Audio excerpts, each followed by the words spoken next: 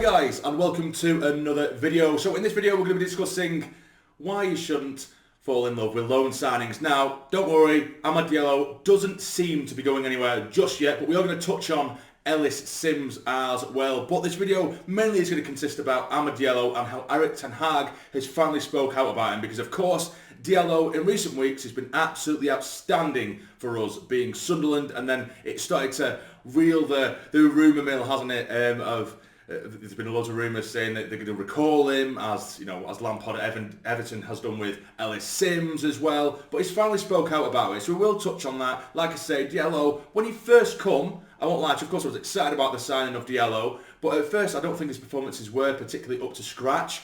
But then, I don't know, over the last sort of like month or two, he's been absolutely outstanding, showing his class, and been arguably one of the best players in the Championship over the last couple of months. But for me, yes, he went to Man United for a massive price tag, a huge price tag in fact, and there was a huge expectation from him. He was a very young lad at the time. He's gone out and had a loan here and there, and at Rangers he was very hit and miss. He's come to us, and again, it started off a little bit slowly, but broke into the team and started to show his quality. Now, just because after a big price tag they paid those years ago for Diallo, just because he's had 2 months, 2 really good months in the Championship, does that really warrant a recall to the Premier League for a team like Manchester United, which of course are not quite the Manchester United they used to be, but still they're a top 6 side in the Premier League, because this player has done really well for 2 months in the Championship? Does that mean he should be going to challenge for the starting 11 with Manchester United? For me, no. Personally, I think, and not just selfishly, of course I want him to be at Sunderland, but I think for his progress, for him to get a full season under his belt in the Championship, which is still very, very high level of football, very high calibre. It's sort of British football at its roots, because there's a lot of physicality in it, maybe not as physicality as the Premier League, where there's a lot more technical footballers. Of course there is in the Championship as well, but you know what I'm saying. It really is a difficult physical league for the young lad to grow in, and I think he can only benefit from a full season at Sunderland. Same with Ellis Simms. I will touch on him. How frustrated I am with that recall. It happened, the day before, not 24 hours before the Blackpool game, which again I will briefly touch on as well. It was good to see so many Sunderland fans in my neck of the woods. Of course, being a Sunderland fan living in Blackpool, it was brilliant. Very frustrating first half. We battered them the second, and arguably should have come away with 3 points, but we didn't. 1-1. It is what it is. But Ellis Simms, even Frank Lampard has said himself, he doesn't expect Simms to start, doesn't expect him to even necessarily challenge for the starting 11, but we need options on the bench. So you've got Ellis Simms as a young lad. He had a really good season with Blackpool in League One, where he absolutely ran the place ragged. He was excellent. He's jumped up to the Championship with us. He's done absolutely fantastically. Let the young lad grow. As soon as he starts to get a bit of momentum, he's starting games, get a bit of form, you bring him up to the Premier League to watch from the bench, and ultimately, in my opinion, I think Frank Lampard is going to discover Ellis Simms isn't quite ready for the Premier League, because he's not. He has bundles of potential, there's bags of potential, the lad, but he's not ready for the Premier League. So all that's going to do is harm his progression, and also make a huge dent in his confidence, because he's going to go up. Of course, as Ellis Simms, if I were Ellis Simms, I'd be absolutely buzzing. I've done well in the Championship, doing well with a club like Sunderland, but now I get to go back to my club, a Premier League club, and try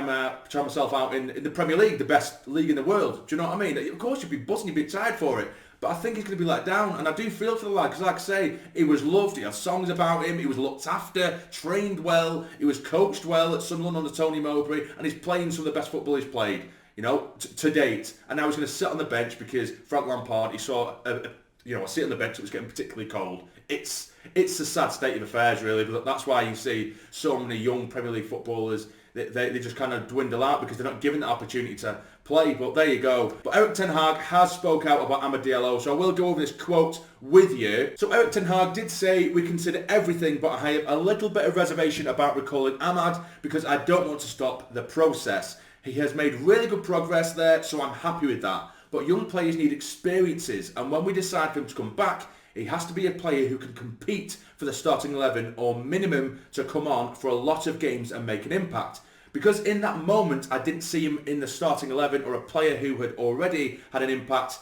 but I see and value and his potential and capabilities. Not sure that made a massive amount of sense, but there we go. What I saw is that he needs experience in men's football, senior football. I think there are many aspects of football to get strong physically and mentally, and also skill-wise to improve and develop that, so he can have value for us. So that's pretty much you know, I don't know whether that was just very specific broken English that he did give in the interview, and some of it didn't quite make sense to me, the way it was worded. But he's pretty much saying what I was saying about Ellis Simms. You know, he's making progress on the loan deal. That's why you send him out on loan. You know, you don't send players out on loan because, you know, they're going to play shit or they're not going to play and you think, okay, we'll leave him there to dwindle out. You want them to do well. You know what I mean? You want them to do well. You know, Diallo was nowhere near the calibre of where Manchester United want right now. The potential is absolutely there, 100%. We can see that. But just because he's had 2 months, or a couple of months, or however long, a few weeks of really good form from him, does that warrant him going to the top 6 Premier League side? I don't think so. And Erik Ten Hag has seen that. He's a sensible head. He needs to be nurtured properly, and he's getting that nurture from Tony Mowbray and the staff, and the you know, even the fans and the players and the squad around him, doing really, really well for him. So why would you want to halt that progress just because you want another option? It wouldn't really make sense. I know Man United fans have got really excited about him after they've seen the snippets of him with us, and it's good to get excited about your loan players, but he's not ready at the moment. So that is it at the moment, guys. I thought I'd just go on that a little bit because I know a lot of fans have been worried. I can't see Diallo going anywhere.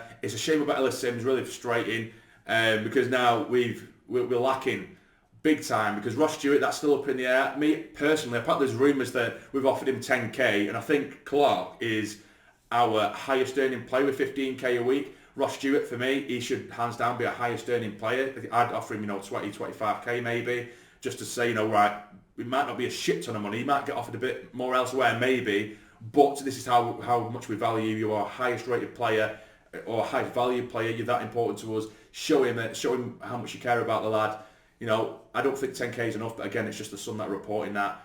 It seems like the contract talks have hit a little bit of standstill. I hope it is resolved and we manage to tie him down to a long-term deal, because Ross Stewart is absolutely impeccable and he's so vital to us, particularly now, more than ever, given that Simms has gone, and without Stewart we have no strikers at all, and with no striker we'd have to rebuild again to find out. We need to find another focal point.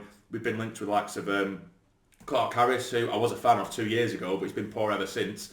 But there's other players, there's some foreign players from across Europe that we've been linked with, but nothing concrete as of yet. But yeah, now that of course Ellis Simms has gone and Stewart's contract's up in the air, we need to move quickly for a striker, be it another loan deal. I think we need a permanent at least to give us that sort of stability so we don't lose players. It's just the nature of a loan signing, isn't it? The nature of loan deals is there's a chance they're going to get recalled, and unfortunately that is what happened, exactly what happened with Ellis Simms. But that's it, guys. Tell me, what do you guys think? Do you think Amad Diallo should be going back to Manchester United? As a Sunderland fan, I'm presuming you're going to say no. And Ellis Simms, that must really, it really riled me up for a good couple of days. I was very pissed off. Even going into the Blackpool game, I was still pissed off about it.